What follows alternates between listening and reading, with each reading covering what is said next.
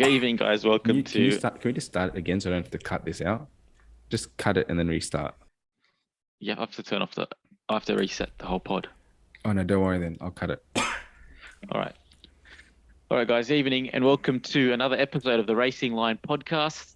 Tonight we're going to be talking a little bit of Moto GP, a little bit of IndyCar, and then even though there was no Formula One racing this week, guys, there is a little bit to talk about in silly season, and it's definitely relevant to us because it's pretty much all Australian. Aussie on So Aussie hate crime. yeah, so we'll get into a little bit of Formula One as well. This is, excuse me, episode 47 of the pod now, so getting close to our magic half century, which is going to be a big deal. But before we begin, let's start with the usual niceties. Joe, Harry, how was your week, boys? How are we going? Yeah, good Just mate. surviving, mate. Just surviving. Joe online Just surviving, with the spicy COVID. cough. Yep, trooping along. mate. This is the good thing about having a podcast that's over the internet because you can self-isolate and still partake. Mm. You know, You do look a little bit under the weather. well, I am a little bit under the weather, but it's all good. Yeah, fair enough. I've had a good weekend. So let's jump right into it, boys. The first topic of conversation tonight has to be the Moto GP race that took place at Silverstone last night. If you haven't watched the race, we'll just give you the top three, which was Pecco Bagnaia, who continues his trend of winning or binning, and this week he was winning. Maverick I like Vinales that. taking second place for Aprilia, so we were able to finally see a little bit of consistency from the whole Aprilia stable, and it bodes well for the team considering that Maverick is able to perform as well on the bike now, not just Aleix. And then in third place and continuing his run of podium form, even without the wins, was Aussie Jack Miller. So interesting results, good results. I think Quartararo ended up finishing, might have been eighth, Eighth. which was a little bit of a swing against him in the championship, but it's still pretty comfortable. And then just in relation to the championship chase, second place, Aleix Espargaro, I want to say he finished in fourth. He finished ninth. He finished ninth. Yep. Oh, there you go. I was wrong about that. Stop picking him. You're putting the jinx on him. I didn't. No, I picked him. he I had a picked him, but mass- I picked him and didn't realize that he had bloody two broken ankles. He had a massive high side. I have Yeah. not seen Yeah. a high side like that in a long know- time. Joe, you know what it reminds me of? The high side of Lorenzo back in the day at the wet Donington circuit, maybe 10 years ago. I can't say I remember it, to be honest, off the top of my head. If you looked it up on YouTube, yeah. it is such a vicious. It's such a vicious accident. It's amazing that he raced. If you see it, it's amazing that he didn't just race, but was in the pack. I mean, where do we begin? All right, let's start from this. So the race was such an intense race that the top 10 bikes were within 6.5 seconds of each other by the time the race finished. It was pretty much It was a sprint. it was a 20-lap sprint, but it was pretty much a train the whole way.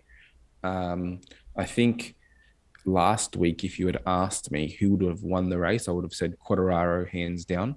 And I would have said that only because by the way he looks this year on the bike and the way that bike, which is similar to last year's bike, is performing, I would have thought he would have just taken off with the race like he did last year. I thought even with the long lap penalty, I thought that his Yamaha would have sort of made light work of all the Ducatis and Aprilias through the sort of twisty corners where that Yamaha really excels. And I mean, from the get-go, you could tell it wasn't going to be like that at all. One thing I was thinking while watching the race was, I think this is the moment in the season really where we can now see that new Ducati, like The reason why they went with the reason they moved on from it. I think we're really going to see that now. And I think the problem that we saw in this race that Quartararo is going to face is, if that is true, there are so many bikes now that can get between him and Pecco if the Ducati suits a track, that points number can drop really quickly. Like now, I think between him and Pecco, it's 48 points. So that's not that much really. And I mean, the onus is still on Pecco. He has to keep winning. He has to keep actually finishing, staying on the bike. But this race in particular, I was like, man, if Maverick has found a bit of form, if the Ducati bikes are getting to a point where the riders are more comfortable with them, and we saw that Miller was saying how much more comfortable he is with the bike now, even though Zarco crashed, pole position, which he hasn't done very often. Martin looked really good on the bike this week. And then even I noticed Bastianini's older Ducati is getting upgrades that the new Ducati bikes are getting, because he was running the same rear fairing on the back seat. I think they're calling it the hedgehog or something, because it had like some horns sticking on the back of the tail. So I thought it was a really telling race for the coming season if what we're seeing comes true. Do you think that, like we spoke before the winter break, saying that essentially for this championship to reinvigorate itself, we need a few races where where Bagnaia wins the race and there's a bit of a filibustering that goes on behind him before we get to Quartararo. And we essentially saw that this week with a first and then Quartararo finishing in 8th. Does that, with a 49-point differential between the two of them and just under half a season to go, does that open up the season again? Because I'm pretty sure going into the second half of the season, the difference between the two riders might have been pretty similar last year until the Mazzano crash. I think what's different to last year, I think 100%, but I think what's different to last year is that there are just more bikes that can get between them. That's right. That's a strength for Bagnaia, right? Yeah, so I think Yamaha really have their work cut out to actually bring updates to this bike, this season, to keep moving it forward. I mean, the hardest thing for Yamaha is that they've only got one competitive bike. There was no more. I think the next Yamaha was like in 14th at the end of that race. Yeah. So yeah, definitely put all your eggs into one basket. But when it comes to even testing out parts for that bike, it's going to be a very hard slog. And I think, well, I hope not, but I honestly think Yamaha will just put the ball in the court of sort of Quartararo's brilliance and hope that he can sort of pull one out. Like if he wins this season, it's going to be an amazing achievement again. But like you would definitely hope that they're going to bring, a gun to this gunfight, because Ducati's pulling out all the stops. They're doing everything in their power to get this this bike into sort of fighting form for the end of the season. What we are seeing, what I saw yesterday was that even amongst all the Ducati riders, Bagnaia, Miller, Bastianini, and Zarco, and even Martin, to be honest with you, they were all firing yesterday. They were all firing. The only person who could get into there was Vinales.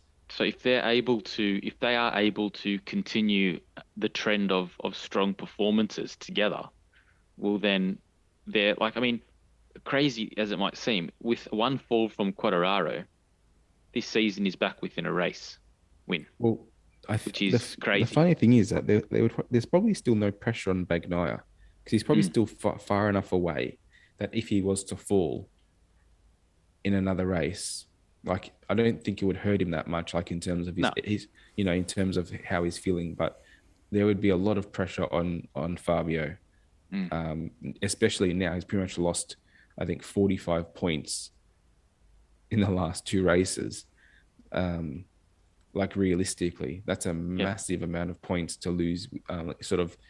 That's the worst way to go into the break, and probably even worse way to come out of the break. Well, you come out of the break now and there's definitely pressure back on. And the crazy thing, like, I mean, I'm looking at the standings right now, and if you were to talk about this season, or the story of the season so far, it would be one based on looking at the points of dominance by Quartararo.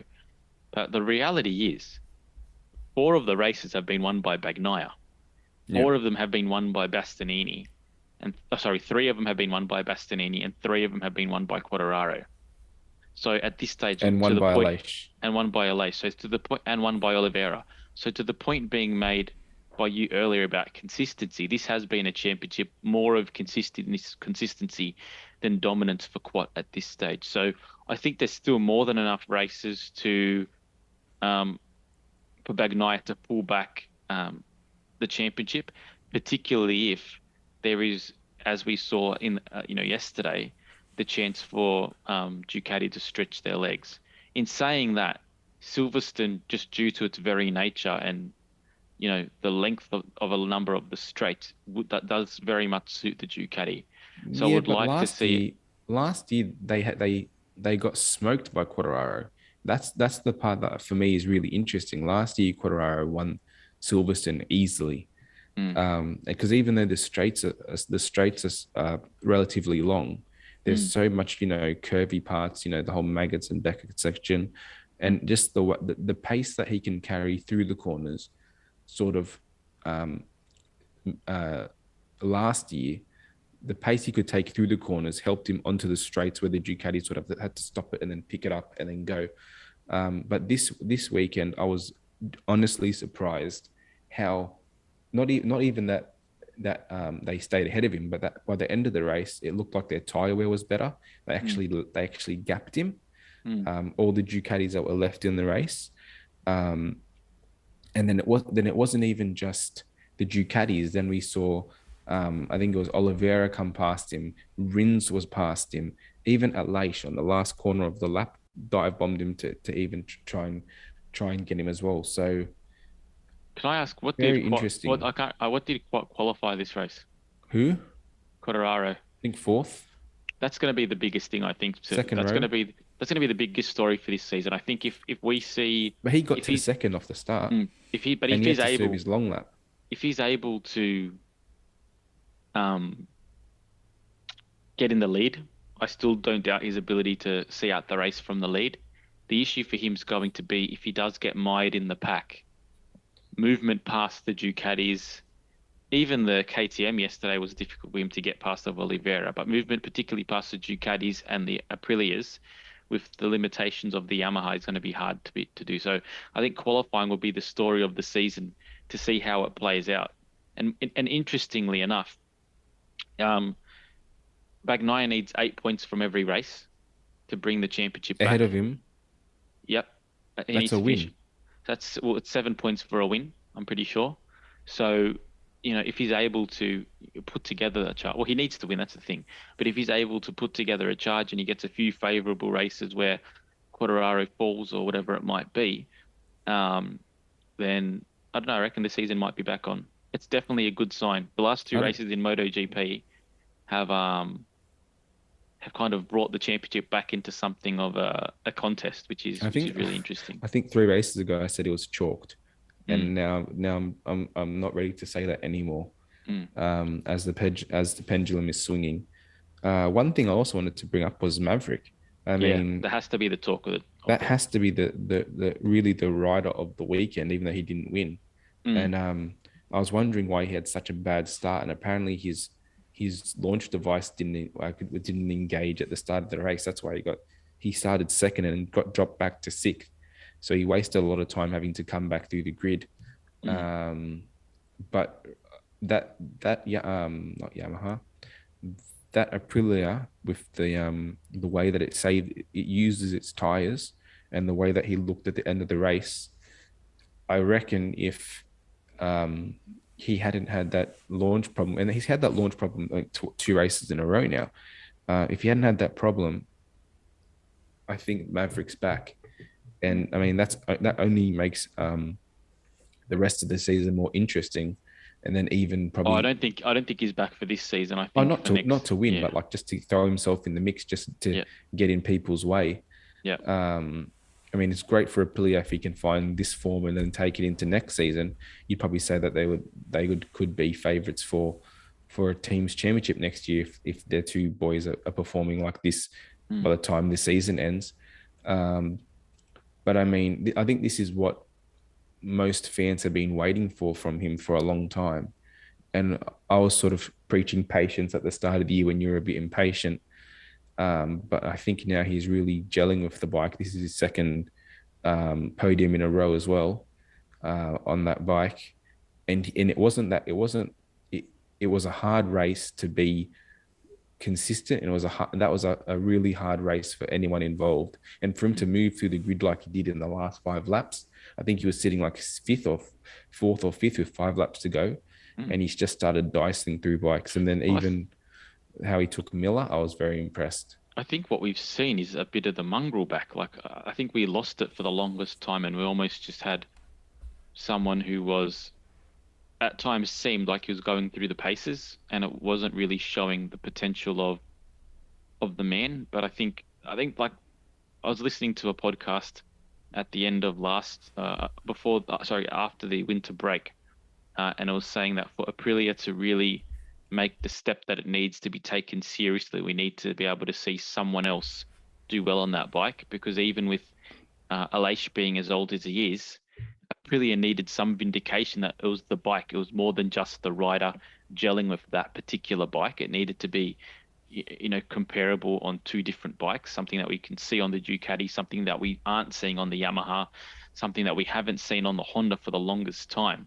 So for Aprilia also to finally see some, like both riders within their stable being able to see success, and particularly for Maverick to pick up the gauntlet and run with it when Aleix was injured, bodes well for, number one, the formula they've got working with that particular bike, and the trajectory of the team moving into next year. And I think that has to be what the team's considering, because it's real. It was really good to see. I mean, apart from the win, and I don't know, it was interesting because I picked up the race at the end, and I saw that there was like a warning sign or the exclamation mark next to Bagnaia on the last lap. I don't know if there was an incident between him and Nakagami. No, he had I'm pretty sure he just had track limits warnings. Oh, I see. Okay. And I think kind of that was thought just that through the race. there might have been a penalty that was incurred, but no, it's really good signs for Aprilia, great signs for Maverick. And I mean, he's still that's the thing we forget, is that he moved from Moto3 to Moto2 into Moto GP at such a young age. I mean, he's still relatively young. So this should be when this bike comes into form, and it should come into form next year as a title contender, he should be the one leading that charge, not so much Aleix. I mean, so this form's good to find. That's the crazy thing. We forget that he actually is he's of that level of Bagnaia and Quartararo on his day. And like we always say it, his high is probably so much higher than Aleix. He just needs to be comfortable, needs to have an arm around him and sort of be supported. And I think Aprilia has really shown him patience, shown him time, put no pressure on him to perform. They've just let him literally zero pressure. No pressure. And Aleix having all this success has probably given him even more time to have no pressure, because they're getting the results that realistically the team needs, just to sort of, have good vibes, but not actually need Vinales to actually perform. So now that if he can actually start performing, all on his own, that's honestly just gonna bode so well for next year, especially considering they're bringing 4 bikes next year. That was the point that I wanted to talk about next. So what does this mean for Aprilia moving into next year, when it seems like the consistency of the bike will be that much better, having the data from 4 teams? Who are the other 2 riders that are going there? Miguel Oliveira and I think Raul Fernandez. Yeah, so you're it gonna might be Darren Binder, but you're gonna have 3 race winners in that stable on a bike that is awesome. I mean, it's scary. It's actually scary. Yeah. For teams like Yamaha, particularly Honda as well. Look at Honda. That have had, the longest run of success that was probably taken for granted just due to the skill of Marc Marquez. Getting back to the top of the leaderboard or back up top of the totem pole is not going to be an easy feat. And it's only going to be that much harder when you've got a team like Aprilia that is, embracing the expansion that we've wanted to see from the likes of Aprilia and Suzuki over the last couple of years. So, I mean, MotoGP is losing Suzuki, Suzuki. but by having Aprilia firing and having them being willing to invest and kind of expand their team, I don't know if we're losing a whole lot. No, I don't think so. I mean, great. I think Suzuki Rins this weekend looked really good. He definitely burnt his tires out mid-race and he faded at the end. So watching him, in the top fight for most of that race, I was actually sad that we are losing Suzuki. One thing I think that's becoming very, apparent is that the Japanese bikes or the Japanese manufacturers aren't pushing the innovation of their bikes at a rate that the Italian ones are at the moment. I mean, the Ducati, we've said it from the start of the year, is probably the best bike on the grid. Probably doesn't have the best rider, but is the best bike on the grid. And still, every weekend, I think it's debatable that Pecco is the best. I think the debate can be made that he's the best rider. Most consistent. But still, every weekend they're bringing new updates. They're bringing new bits of aero kit. Every bike's trying something new. Aprilia is doing the same thing. There's no taking it for granted. Yamaha's bike hasn't changed, so they're obviously we're going to try and do what we did last year because we've got probably the most consistent rider on the grid. I mean, Honda, their best bike wasn't even close to the action this race weekend. I don't think they flashed back to them once this race, which is a massive indictment of like the hole that team is in. And we'll sing in their praises at the start of the year. I think what we will see, like Honda right now is a bit all over the place, but I think what we will see from them come the end of the year. Number one, I heard that Marc Marquez is potentially eyeing a return to racing testing this year to race the Valencia round this year. No, Why? Hear me out, so that he can get a feeling for the bike again, and then go straight into the Valencia test after the race weekend. Because from what I heard, Honda are worried that if he spends half the day testing the old bike just to give a validation of what the new bike feels like, it might be a waste of a day, and they don't have that time right now. So there's even talk that he might even do the maybe just the testing on the last Grand Prix at Valencia and sit out the race, but just to get the validation again of what the bike feels like, so that he can go into the testing kind of with the relevant information that he requires. But I think the other and probably the biggest story for Honda right now is that they're bringing in Mir, who's a world champion who won a championship purely based on consistency, and they might be bringing in debatably the most talented rider on the grid who hasn't won a championship in Alex Rins. Rins is there. He's signed for LCR. Well, that's what I mean. And Honda's bringing him in. He's signed to a Honda contract. Yeah. So I think between the three of them, the feedback they'll be getting from the development of this bike will move exponentially quickly, because there's definitely from where they are now and where they have been over the last 5 years to the talent in their pool. It's not based on future projections. It's based on three riders that definitely have the pace. So, and it's needed, and I think Yamaha might be the ones that are left in the lurch, because even now they've lost Dovizioso after this race meet. They're bringing in Crutchlow, who, I mean, was a great racer, but he's definitely past his use-by date. So it's probably going to be more of the same for Quartararo in season 2023. But yeah, great racing in MotoGP, and I think the championship's back on, and it will give us definitely some more talking points for the rest of the season based on the trajectory of the last two races. Quickly, yeah. Before we progress, yeah, I apologise for my lack of input. In anticipation for our friend Michael returning to the pod, I was waiting for him to paint me a word picture of the events of the weekend, but unfortunately he pulled out last minute, so I have no idea what happened. Word picture. A word, yeah. I've never heard that before. Haven't you? No, I'm a fan though. I was like it. I was excited for the monologue. Yeah, it would have been interesting to get his input. We I actually actually, didn't. yeah, We didn't actually paint any picture of the race other than speaking in vagaries. I think that's probably why. yeah, yeah. Sorry, But then, guys. yeah, that's all right. Michael does paint a good word picture.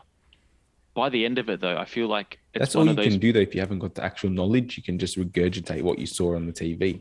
But I think the interesting thing about those said word pictures, though, is that when you go to a gallery, and then at the beginning it's like, oh, these pictures, they're amazing. How are they painted, etc. And then by the end of your experience there, you're just kind of sick Shut of up, mate. pictures. I think that's kind of how Michael paints his pictures. I mean, by the end of the experience, you're done seeing such a picture for the next 20, 25 years. I So was actually looking yeah, forward to him coming on though. I yeah, was me too. disappointed when he said no. Yeah, I have to agree. Like regardless of Such a Michael thing to do though.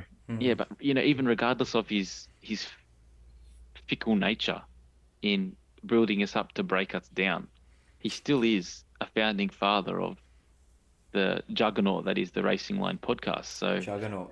to have him back I would miss be I miss having to defend Jack Miller, and he's only coming good when when Michael's Michael's not here. away. Yeah, Yeah, yeah. so it's And, like and Michael knew. you know what the interesting thing's going to be, but What? and I did have a conversation with our Moto GP correspondent about this. Next year, when Suzuki leave, he jumps fully into the KTM experience. Dude, we do it. He's been a KTM boy.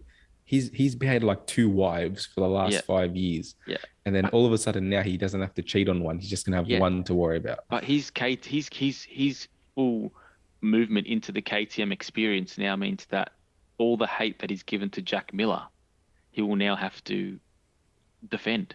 You heard it here first. Michael's Yeah. favorite rider is now Jack Miller. Here's the thing with here's one thing I'll say about Jack. I think even if you watch Jack this weekend, the way he played the team game this week was perfect. He even said it after the race. I'm not in the championship hunt. He goes, I was never going to do anything stupid to jeopardize Pecco's race. And he said I was happy to sit behind him. He said, and then Maverick got me with 2 laps to go because my tires started to go. So I think when you have a rider who knows his role in the team like that, and he's going to a factory, like that's the reason a factory team like KTM is picking him up, because this is a guy who knows the team game. He's actually been part of 2 of the more successful manufacturers, like back to back. He was part of Honda when they were the bee's knees, and now he's been part of Ducati while they're actually the bee's knees. So he can only take valuable information to KTM, and I think he'll be awesome there next year. He's like, now that he understands that bike, his the way he looks riding the bike now compared to the start of the year is night and day. Like it's totally different.